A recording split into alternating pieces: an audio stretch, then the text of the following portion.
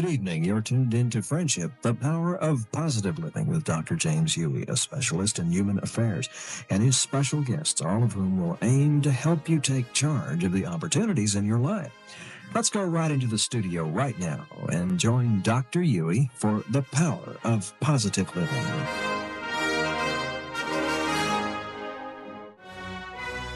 Good evening and welcome to Friendship Radio and to the grand March Through Life. My name is James Hughey, facilitator of the Friendship Personal Retreat Program here in Galveston and on ships cruising seas throughout the world. We offer the gift of listening hospitality, and I invite you to join me here on KGBC, Friendship Radio for Southeast Texas, as we explore topics to enrich the quality of your life. Power for positive living and friendship.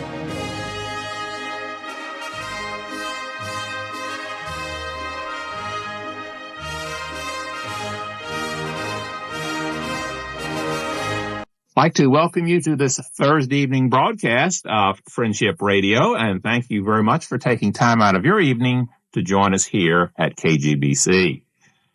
My special guest this evening is Mrs. Casey Cheek, who is with the Pathways program here in Galveston. I would like to ask, what are some of the things that Pathways actually does? Maybe you can kind of give us an overview of something about Pathways, and we can just dive in from there. Great. We do body work in a way to re-script the memories that we hold in our body. And we do life coaching and re-scripting the life novel in terms of the thinking that we've imprinted in our brain and how we can reconstruct our life newly from life coaching. And I do a healing work called Reiki. And Reiki is a phenomenal energy that was used by the Tibetan monks over 3,000 years ago to heal people's bodies, to heal their hearts, to heal their mind, and to reconnect them spiritually. And it's an incredibly profound, easy, powerful work. Oh, it sounds very intriguing. I don't even know where to start. Jump in and swim. Well, I assume all of this is to help people learn more about themselves, because a lot of what I sense that you are describing is how to help people really get in touch with energy. Exactly. What I've found in my relationships with human beings is that people are afraid to live their life full out. They live by what their parents taught them, by what their grandparents taught them, by what society teaches them, and in terms of their own opinion of themselves. No, I can't do that. I'm not good enough to do that. I could never be a star. No, I couldn't act. No, I can't make that much money. No, I couldn't have a house like that. And they really believe in their hearts that that's them. And so they put themselves on withhold, on stop, like a hold button on the phone, and go, no, that's not for me. I can't do that. And so they never get to fully invest themselves in their life. Why do you think most of them put themselves on hold? Most people in our civilization are, okay. The truth is that we don't know that there's another way. We, as human beings, are not naturally, curious and inquisitive and risk-taking. Mm-hmm. No, God forbid you should do that. Okay? So we don't do it naturally. If something is this something we've learned growing up? Yes. Oh, very much. It is very much true. If the door is shut, you don't keep trying to open the door, and you don't look around how you can get the door open. You simply assume that the door is shut. We have a description called hell. Well, whatever someone tells us that is, we will assume that is as a generality. If someone will define a word, we have a tendency to go and accept that definition. Yes, without going, well, what perhaps is beyond that? What perhaps is the next level of that? Well, my life is great. Okay, the next question is, how could you go beyond great? Mm-hmm. We never entertain those questions naturally. Since we don't entertain them, what are the messages? We say we're on hold and we don't want to go behind that door, so to speak. Right. Is it a fear of failure? Is it something that we are not good enough? What are the main messages that you hear as you work with people? Most of us have been trained in don't take risks, really. Whatever you have is good enough. Don't take risks because it's bad or you'll fail or what? Dangerous. It's dangerous. It's dangerous. You might fail. You might not survive. It will affect a lot of people. What if you're wrong? Oh, that's a great one. Like people try and make decisions. What if I'm going to make the wrong decision? Well, make a decision. Then we trap ourselves by fear. Is it the fear of a wrong decision as though that somehow is going to be the end of life? Yes. Oh, yeah. Under the curse of perfectionism, making a decision is a critical life issue. My survival is on the line if I make a wrong decision.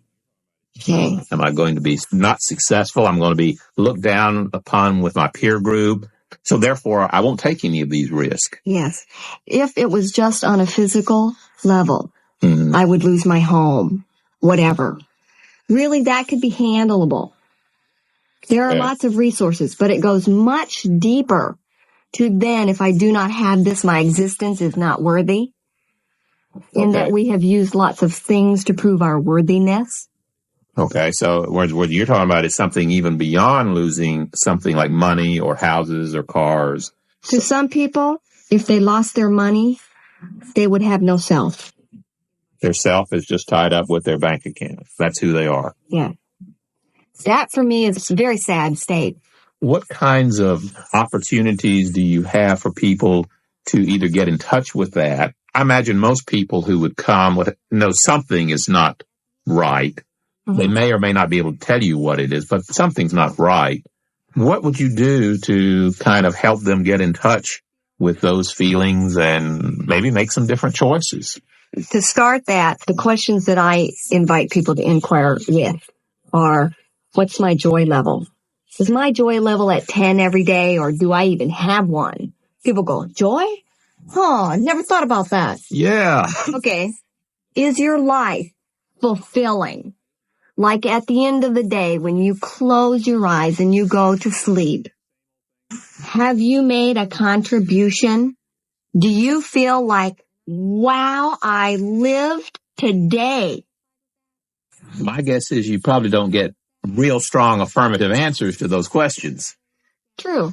Say that I were to respond, my joy level isn't 10. It maybe is a 1 or a 2. Or I would say, no, I don't go to sleep and say, I didn't do much today. I just worked and brought home the bacon and fed the kids and helped them with their schoolwork. You know, it's the same old thing that I did yesterday and the day before and have been doing for the last 10 years. Got it. And I would say, does that work for you? Are you satisfied with that? If you're satisfied with that, that's fine. Be fully satisfied with it. If it's not, then let's see what's next.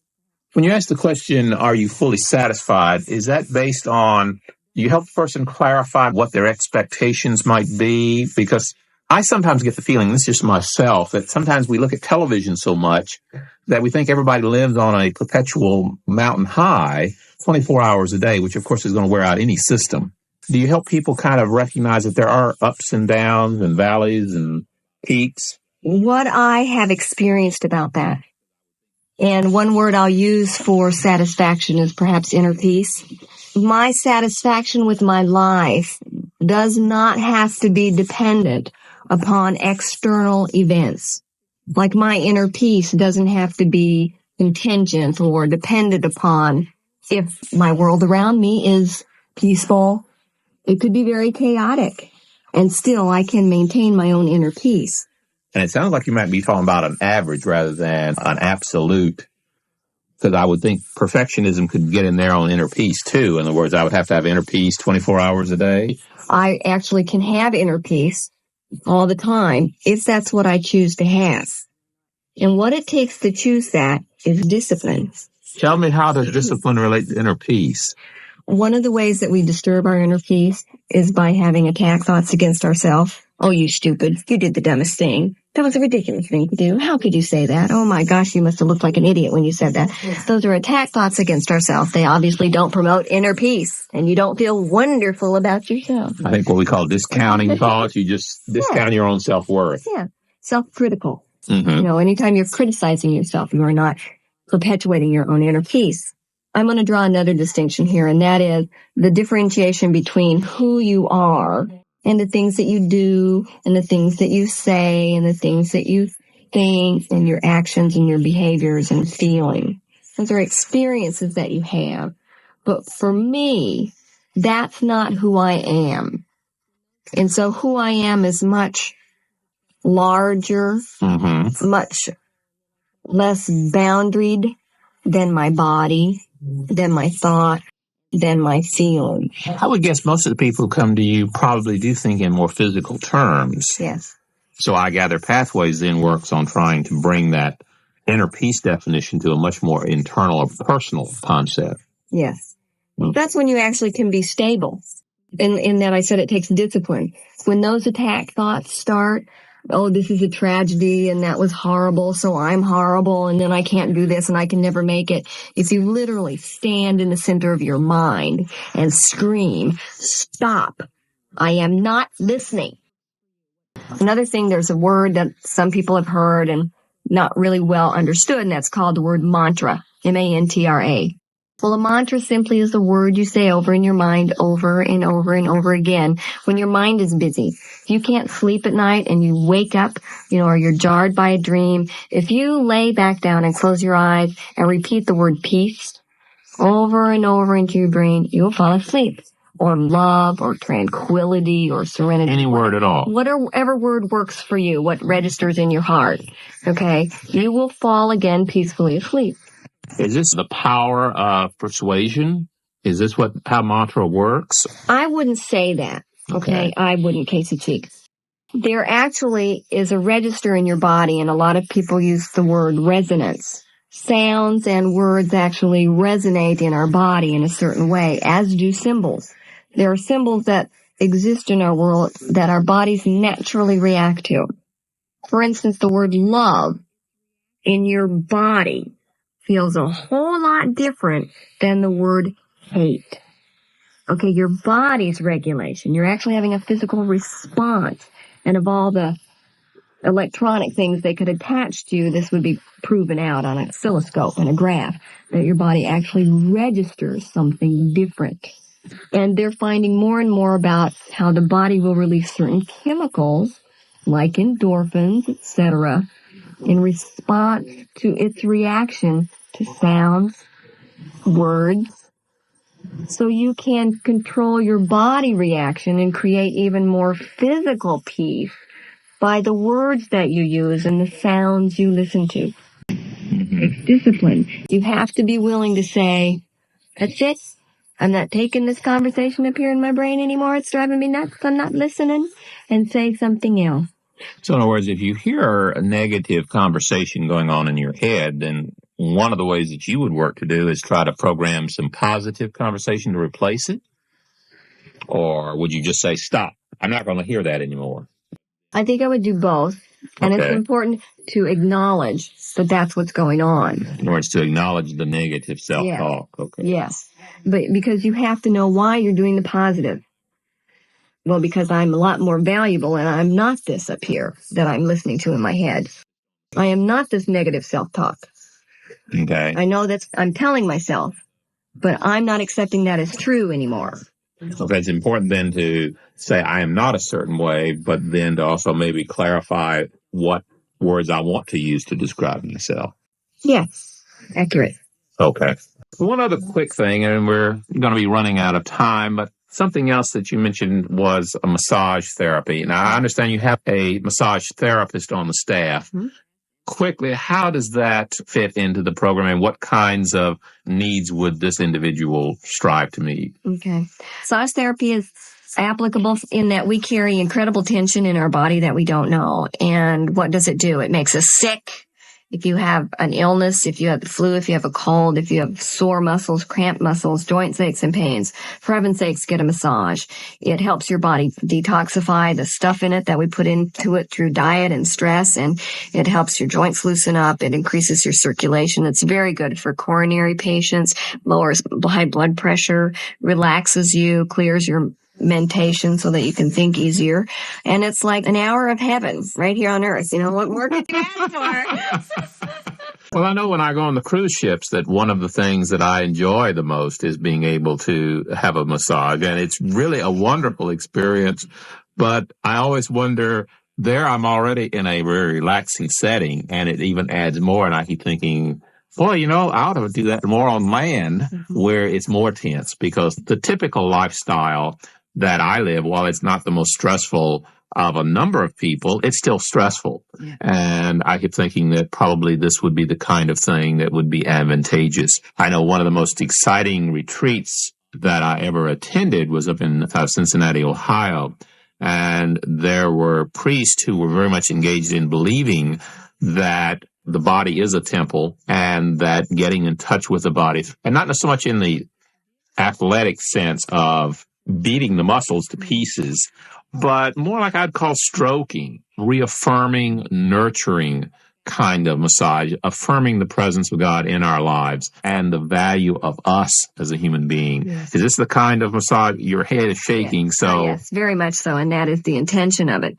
For those people who need to learn, forgive the word, who want to learn to relax, it's difficult to build into your body a sensation that you've never had or haven't had for a long time. So massage is a way to learn about what relaxation in your body really feels like. And once your body gets the memory, you can recreate it yourself. But it's difficult to create something that you have no knowledge of. So it's a tool and a technique for you to build more relaxation and ease with your body into your life. Seems like Pathways and Friendship House and a number of these services are more oriented toward opening people's awarenesses to possibilities and the choices that we have in each and every day of our lives to make it positive and healthy and nurturing and affirming, or stressful and tight and negative and unhealthy. I sense that even though we may be approaching it through different techniques and methods, we're really striving to enhance the worthwhileness of the individual and to believe in themselves as individuals. Exactly. Very, very much so. And to keep asking what is possible rather than this is impossible. To look at possibility as being real in your life. Which way will we wake up on Friday morning and decide, is it possible or is it impossible? Will I make the decision to do things that I can do something about, or will I spend the day fretting about things that I can't do anything about? You got it. Those choices each and every day.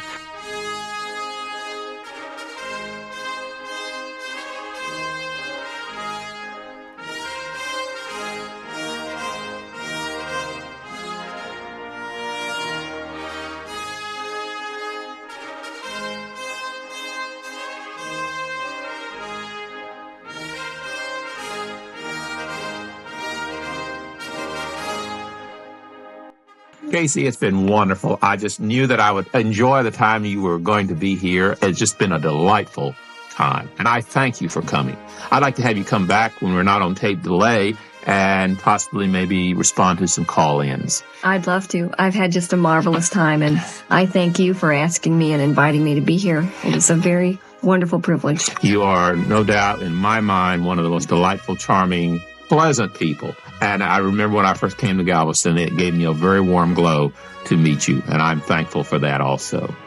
I do thank all of you for listening in here on KGBC this evening, AM 1540, Friendship Radio for Galveston County. I do hope that this program and our other programs have provided a valuable resource as you write your life novel and make the choices for your day.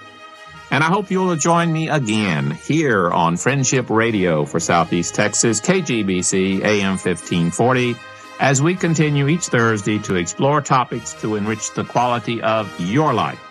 Power for positive living and friendship. This is your friend and host, James Hughey. Until next Thursday, good night.